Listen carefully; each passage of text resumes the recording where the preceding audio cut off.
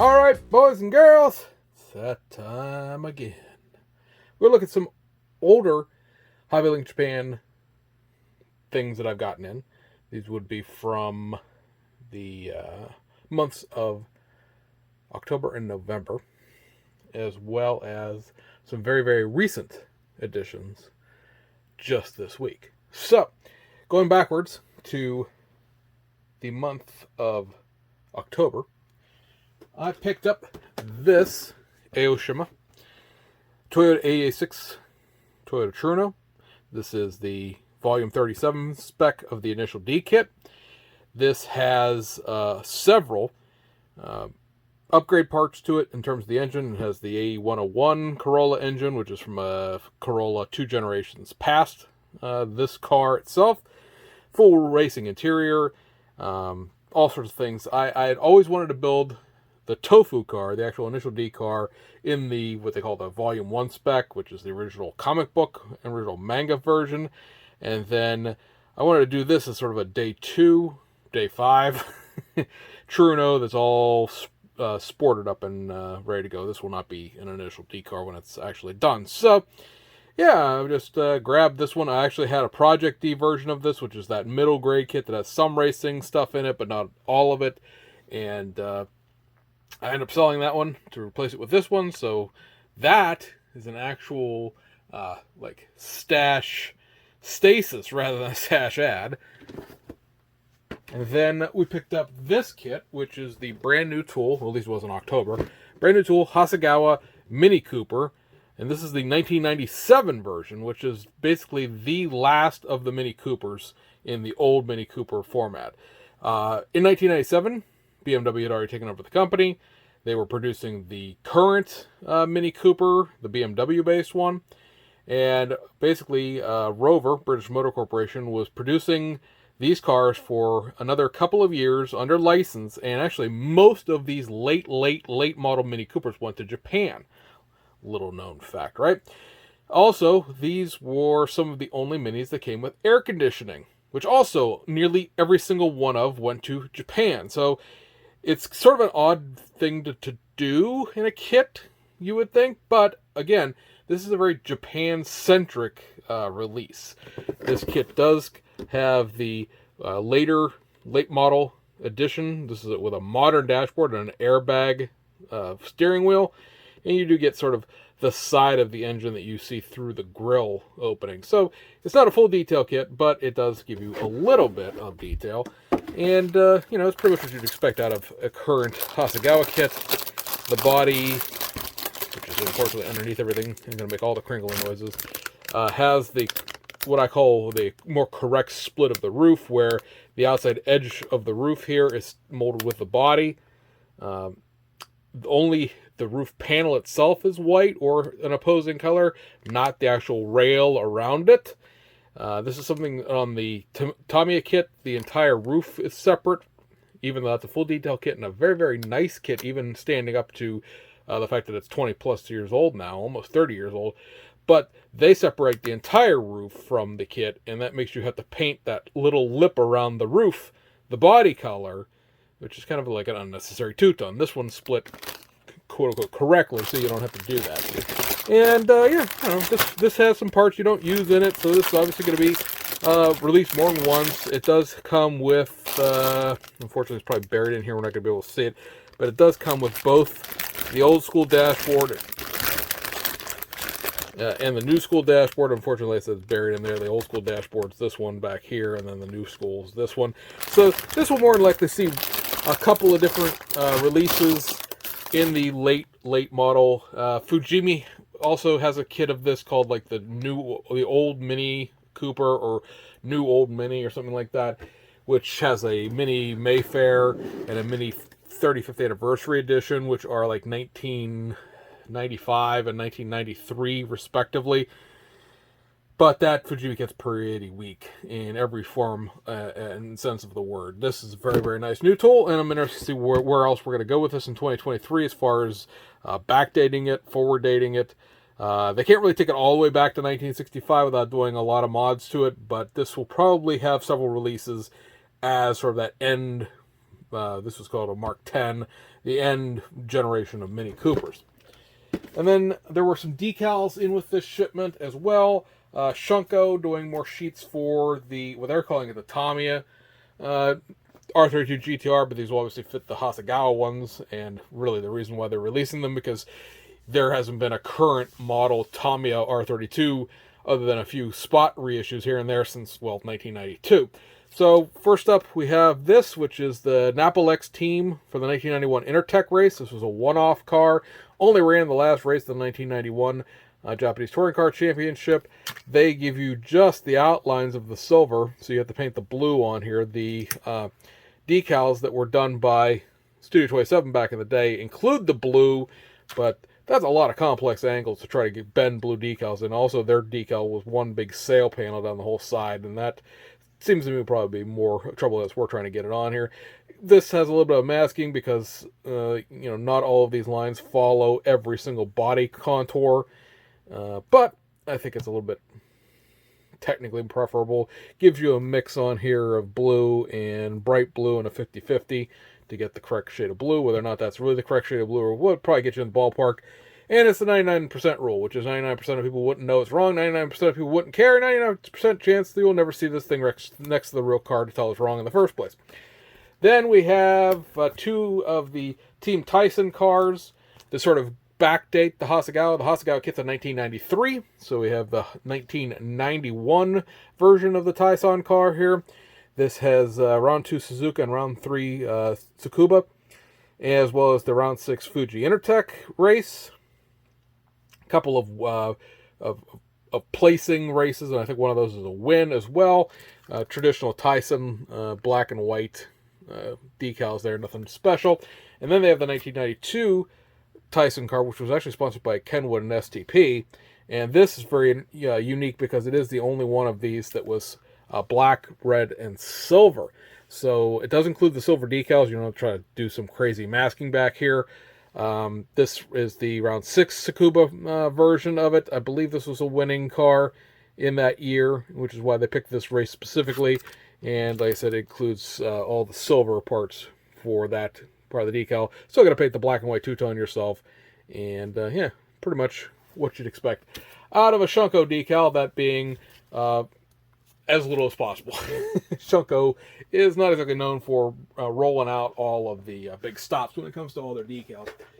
Then we go to the month of November, where we picked up this, which is the most recent release of the B-Max new Mitsubishi Lancer Turbo rally car, this being the 1985 Hong Kong to Beijing rally.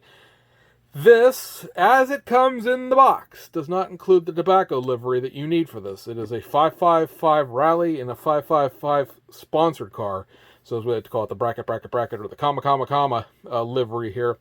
You have to buy either the SK decal set that he did several years ago for this car specifically, or you need to buy the detail up set, the photo etch set, which includes the tobacco decals in a small unmentioned decal sheet.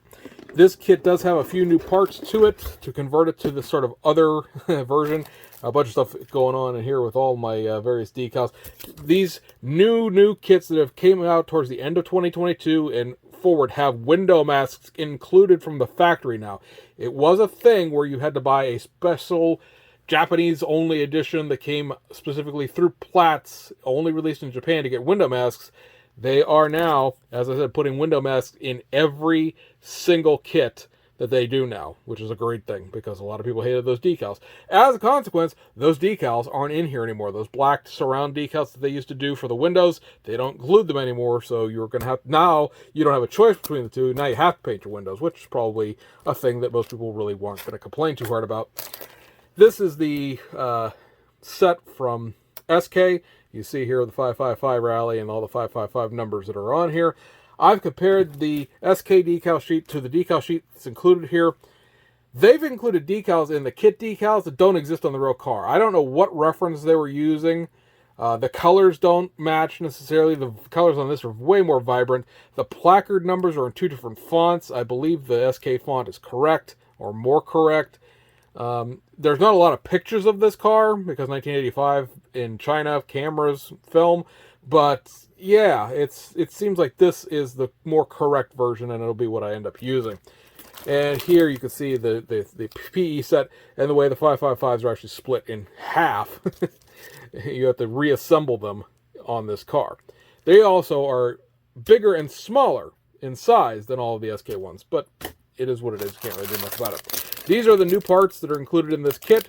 You have the new set of wheels, as well as, let's see here, new mirrors, and then a new front and rear bumper, and all of the accessory spotlights that this car ran are also new. So these are newly tooled pieces compared to the Advan livery of this and the 1,000 Lakes Rally version of this that Hasagawa also did. So there are new parts to make the car correct, as one of the big things with this decal sheet was always like, hey, cut this and move the mirrors and stuff, which you don't have to do anymore because now the right mirrors and the right wheels are now included. Next up, a modified reissue from Hasagawa. You have the 1976 version of the Isuzu 117 Coupe. This is the third version of this kit they've released. This middle version is what is known as the mass production 117. The first kit they did was the hand-built Coupe. All of the cars were originally handcrafted metal cars. They really beat the fenders out and beat the body panels out by hand. In 1976, they finally figured out a way to stamp this shape into sheet metal, the way you traditionally make a car, and they started mass producing it, which is why this is known as the mass production version. This has a slightly different front end than the original early Coupe, different mirrors, a completely different interior. I believe the wheels are different in here as well. There's a different exhaust to this. So this has about 25, 30 new pieces. It is molded, as you see here, in banana yellow. And yeah, unless you really sit down with the two box arts to tell them apart, you really wouldn't notice the difference for most people, because unlike the late version that has the square headlights, this also has round headlights like the early version. But trust me when I say this is not a wildly different, but a different version of the car than the other kit. And then we have, also from Hasagawa, also a modified reissue, but a significantly modified one. And this is the 1972 version of the Nissan Skyline, and this is a 2000 GTX. This is based on that 1973 GTR tooling. New body, obviously, new wheels, new interior, new exhaust. This is like 65% new, I want to say, because the interior is new, the exterior is new, the wheels are new, the grills are new, the mirrors are new. Everything about this is new, but it actually still shares the same silhouette as the GTR. So the drivetrain continues, the platform of the interior, the overall body shape is similar. But yeah, this is very, very different inside, and it is molded in white, which is kind of nice because you would think, hey, it's going to be molded in blue, but no, molded it in white. And so much of this is new, you might as well just say this is a brand new kit.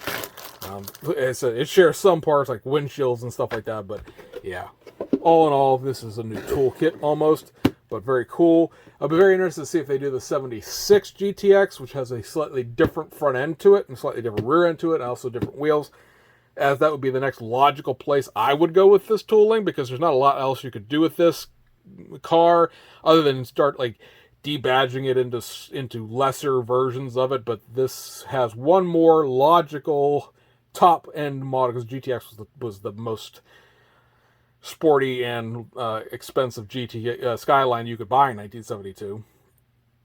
Yeah, it'll be interesting to see where they go with that again for the rest of 2023. And then the last kit from that shipment of November is the new Hasagawa Liberty Walk Aventador version 2. So new wheels, new wing, basically the differences in the two. This follows along with all of the other Liberty Walk kits in the sense that it's molded in this purple, black, and silver, and other colors, so that this is designed to be put together without necessarily being painted. It comes with both Mylar stickers and water slide decals, so for a beginner or a more serious modeler, both are available. You see here it's molded in colors. There's lots of parts in here, even though technically speaking it's a curbside and a lot pretty simplified. Oops, and I just through the good stuff on the floor. But you can see here you have, you know, Mylar stickers, more Mylar stickers, and then here, this white cover thing is your sheet of water slides. And it has the traditional, I would say traditional, we made 4 Liberty Walk kits of this style, now it's traditional, but it has the traditional big, fancy, colorful instruction manual that basically, when you go through the assembly this way, it's just telling you how to put this together without painting it. And then the back page here goes into how to paint it. So this is a painted layout, showing you all the different, you know, paint callouts and painting. Oops, there's a little off screen there. Painting the disc brakes with the disc being a color, the hub being a different color, and then the clips being a different color. And then the layout of the actual decals, because the decals are not the same numbered as the stickers. So gives you, you know, the option to do either or. And it's a really cool thing from Aoshima if you like this style of car. I know that's not everybody's cup of tea necessarily, but it is mine. And these kits, even though they are running in the mid-40s, are certainly way, way cheaper than buying a Hobby Design trans kit, which would run you, you know, over 100. So if you're into it, I think it's a reasonable investment for what you get. One thing that was in the stack I completely forgot about. My local hobby shop was running what they call a jumble sale, which is basically a bunch of crap in the back, which occasionally has some very cool things from the owner's actual collection. And I did a thing, spent some money. This was not a run-of-the-mill purchase for me, but I saw it and I kind of had to have it because I'm a real big fan of this car, because the early versions of these were actually muscle cars, and that is an original AMT 1967 Mercury Cougar. I suppose I should put all sorts of fancy graphics about how this is like original and mint and rare, and make a whole video about it and splash graphics it all over the place. But hey, if you made it 17 minutes into this video, guess what? You are in for a treat, because yeah, so this is, like I said, an original kit from 1967. This kit only existed for 1 year. In 1968, you got side marker lights on the Mercury Cougar, and they retooled the body to represent those side marker lights. 69, the kits went to be MPC. The 69 Cougar is still around, still available, 2 different versions. And then MPC made a Cougar in 1970, which I'd like to see round 2. Do the retool thing they're doing with a lot of kits if they really wanted to. They could do this one too, but I already have one, so I don't care at this point. But this is, yeah, ancient. But it is unstarted and all there. So it's not factory sealed anymore, which is great, because you're going to buy one of these kits, you don't want it to be sealed. You want to look at it, make sure it's all there. But this is, you know, this was when Mercury Cougar was still sexy. This is basically a fastback Mustang with a slightly different front and back end on it. Great body, great condition. Everything, as I said, everything in here has an engine. I've gone through, and several of the chrome pieces are loose, but you can see that everything fits. There's no warp to the body. So I don't know when I'm going to get around to building this. This is one of those one of those kits where I'm not scared to build it by any stretch of the imagination, but I obviously don't want to screw it up. This cost about as much as an alpha model kit costs. If you know, you know. And very happy to have that. When this is a Grail kit, I know there's a thing going around in the community was, what's your Holy Grail kit? This is more like a, holy crap, look at that. That's not the worst price I've ever seen on one of those. I think I'm going to buy it if it's all there. And then I went through it, and it's all there. So, yeah, I'm super stoked about this one. You can customize it. It's got the Gene Winfield parts in it. They also make a drag race out of it. It's a 3-in-1, basically. You've got this crazy induction system on here. Yeah, it's got a Thunderbird like front grille for the rear bumper. Weird, but yeah, it's so to a certain group of older guys out there, the custom lacquers will take you back to a place you were when you were a kid. But yeah, very happy to have that one hanging around. So yay! All right, so on to the brand new stuff that just came in here recently. Let's start with the paints here. We got, from Splash Paint, all these are Splash Paint, we got Lime Gold, which is not what's going to go on that Cougar. This is going to go on a different Ford project that I have floating around here that I will talk about later. It's not really germane to anything, but it's I came across this in this color when I was looking at reference photos. So I was like, hey, I know where I can get some of that paint. We've got these two, because this is basically what would be a 3-part paint, because it's 2-part paint, and then you have to clear it, obviously. But this is Liquid Blue Pearl, the Lexus LFA color that I'm going to be using. It's a 2-step paint base and a pearl top coat. So this is what we're going to be painting that car. It's a very, very cool color. Only 9 of them were produced in that color. There are rarer colors, but I really like that blue. And then we have graphite gray. We have, what are we calling this? We're calling this lightning yellow. And then we also, last one, we have electric blue, maybe. Apparently, putting my sleeve in there was too much. There we go. Electric blue, lightning yellow, graphite gray. These are colors for late 90s, early 2000s, or I should say early 2000s to late 2000s. Mitsubishi Evo Lancers. So this would be for your Lancer Evo 7s, 8s, 9s, not 10s, and I don't think going back to 6, although this electric blue might have been this color on the 6s. But I have a bunch of 8, 9s and 7s, so I grabbed some paint. These were just released a little while ago by Sam. So I was like, hey, I actually have one that has a box art with a yellow car. I have for a 7, and then I have a box art for this gray car on an 8 MR, and then I have something with this blue for like a 9. So yeah, I'll take all of these. So grab those. That'll be fun when we get around to those.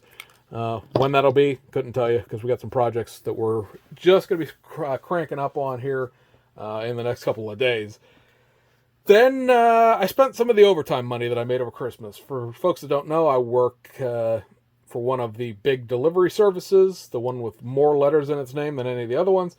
And we work 6 days a week during the Christmas. Basically gives me no time to model, no time to make videos, but also gives me quite a bit of overtime. I picked up several alpha kits as a result. These first 2 are out of production now, so if you could find one of these and you want one of these, I would buy it when you see it, if it's at a halfway decent price, because chances are you may not be able to get it. These are no longer in stock at Alpha Models themselves, and so nobody can back order them at other shops, so know that going in. So we have the McLaren P1, sex on wheels here. This is a really nice looking body in here. I'm not going to take these apart and go through them. Trust me, you know what an Alpha model looks like, so just live with it. But yeah, very, very cool kit. Very happy to have this one. P1 GTR seemed to be laying around, the more track-oriented version of this car, but I didn't want that. I wanted the road car. And yeah, very, very cool. I like that the L isn't capitalized there. Maybe it's not a licensing infraction if we don't spell the name right. And then this is also sold out, doesn't exist anymore. The Alfa Romeo Giulia Quadrifoglio, or Quadrifoglio. I don't know. It's the Alfa Romeo sedan. I don't think they make this anymore.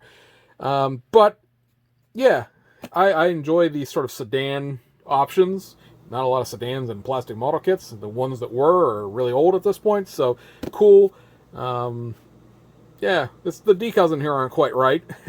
They have a GT4 in here, which is the all-wheel drive system, which this car doesn't have, but some Giulias do. I don't know if they plan to make something else, and then they decided to make this instead, and just never updated the decal sheet, but that's always been one of the points of contention about this was, oh my god, part of the decal sheet isn't right. Like, you can't not use the decals. And then the last one we got, this one's still in stock because nobody really likes the butt-ugly grills on these cars, but the current M4. The big bucktooth grin that this is on. I love this car in the GT4 format. This bucktooth grin without the mesh in it really looks pretty cool as an induction system for a race car. Still not really sure how I feel about it on the street car itself. But yeah, I have, if you guys watch this channel for a really long time, you know I have the M3, which is the sedan version of this G80 series. But now I got the Coupe. And then this is a brand new company. If I didn't tell you this wasn't Alpha Models, you'd say these were Alpha Models. But it's not. It's a completely different, unrelated company based in Beijing. Alpha Models, if you don't know, is in Wuhan. But, yeah. This company has 3 kits out. I purchased 2 of them. Third one really wasn't of interest to me personally. But the first kit we got is this. 2021 Toyota Yaris Gazoo racing version. This is like hot hatch defined, right? It is a turbocharged 3-cylinder pushing out nearly 300 horsepower. It's ridiculously fast. It's what the rally car is based on. This is a street car. You can't actually buy this in the United States. These being brand new, we'll take a quick peek inside of.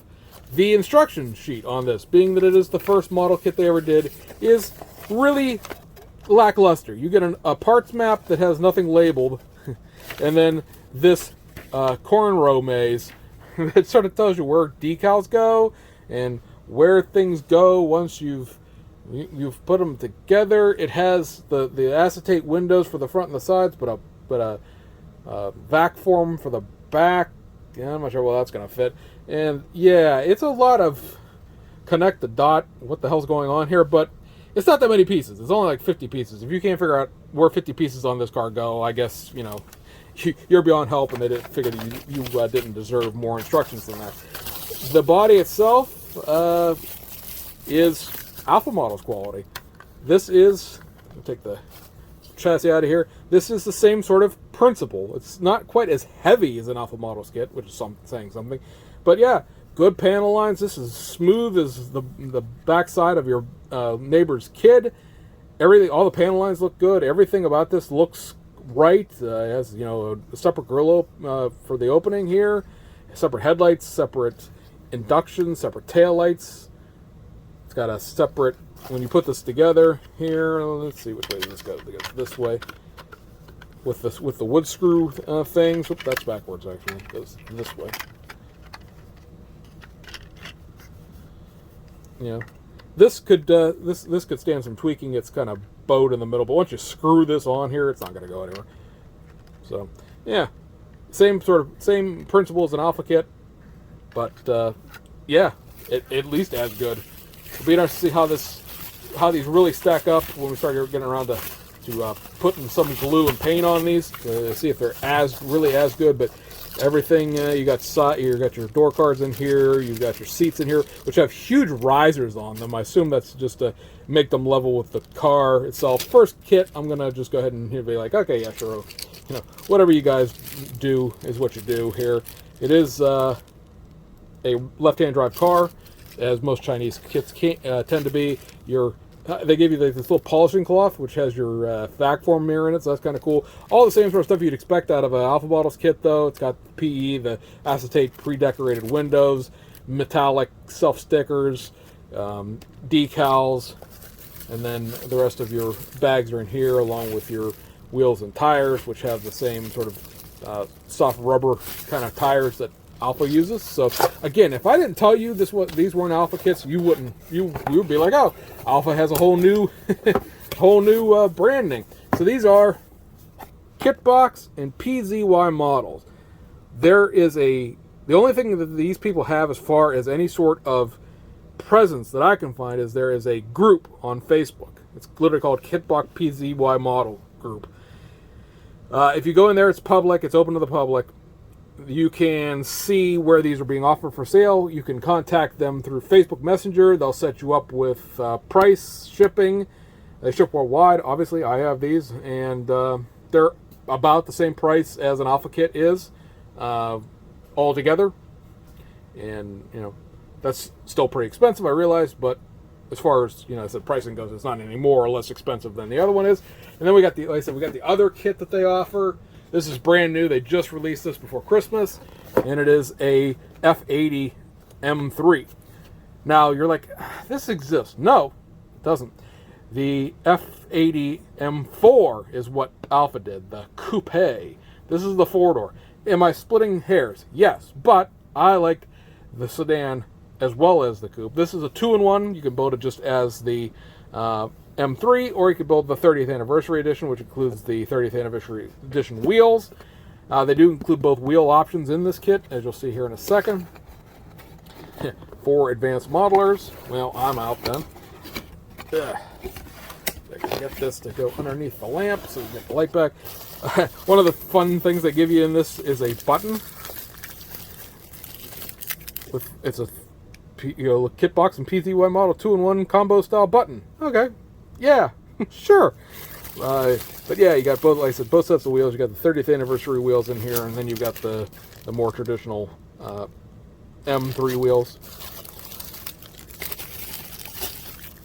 You have, I didn't take much of the stuff out of the plastic, or realized.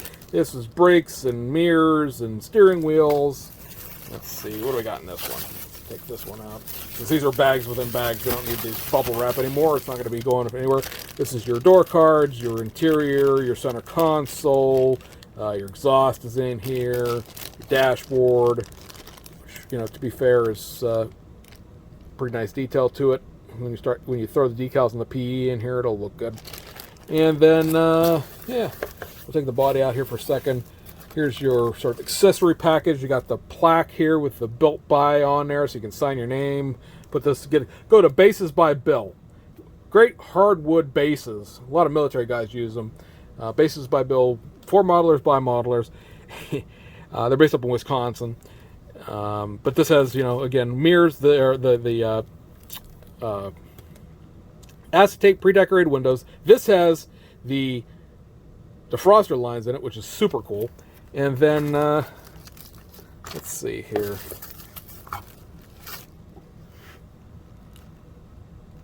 I have to figure out, remember which bag this comes in, huh? I'm not sure. Must be in this first one. Wheels, and button, also seatbelt material, and then your wood screws to hold it together. But yes, this is what I was going to talk about. Plated parts. This is the first time I have seen plated parts in any of these resin multimedia kits that I've gotten. I have a whole bunch of modelers ones, and I have a whole bunch of alpha ones. I have like 16 or 18 alpha models at this point. This has like black chrome headlight bezels, chrome taillight bezels, chrome kidney grills, chrome exhaust. I'm sure these are door pulls for the inside, I'm pretty sure. Yeah, so this is super cool to see somebody actually going through and doing a lot of the chrome work for you.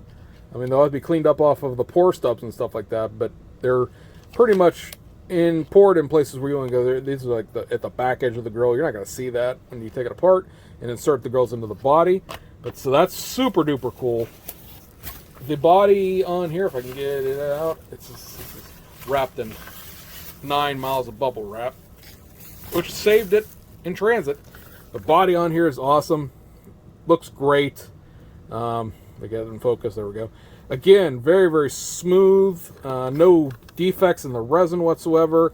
Everything is nice and proportioned and looks good all the way around. It's piston the plate flat chassis, but you do have that exhaust piece back here for the back, so it'll look good sitting.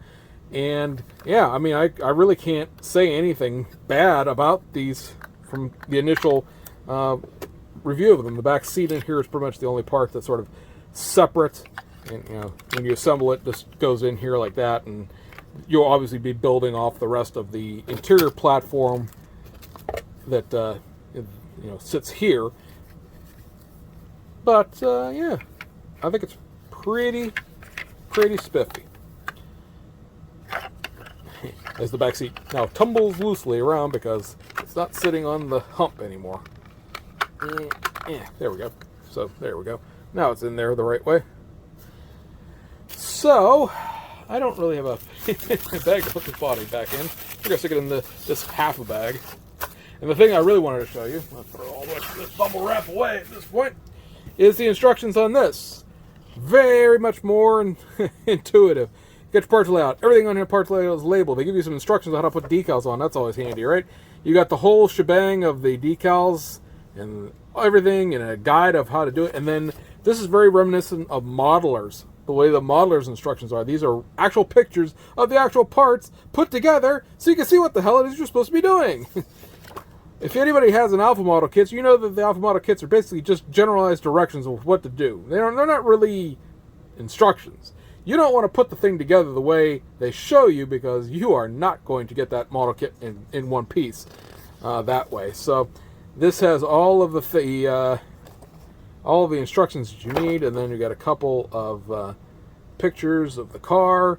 30th anniversary edition has these cool purple inserts on the seats. But yeah, this is super duper. I don't know what these guys plan to make next, because I can't get the guy to tell me. But I definitely will be on the lookout for other kits that this manufacturer does. Because these are super nice, and for a startup company that has no, background in it, so to speak, in the sense of like they're not an arm of Alpha Models Hobby Design, they're their own company with their own factory, if you will, to produce these. These are home runs straight out of the box, and yeah, I'm duly impressed by the money I spent on these. So that, guys, will wrap this one up. Hope you enjoyed it, and we'll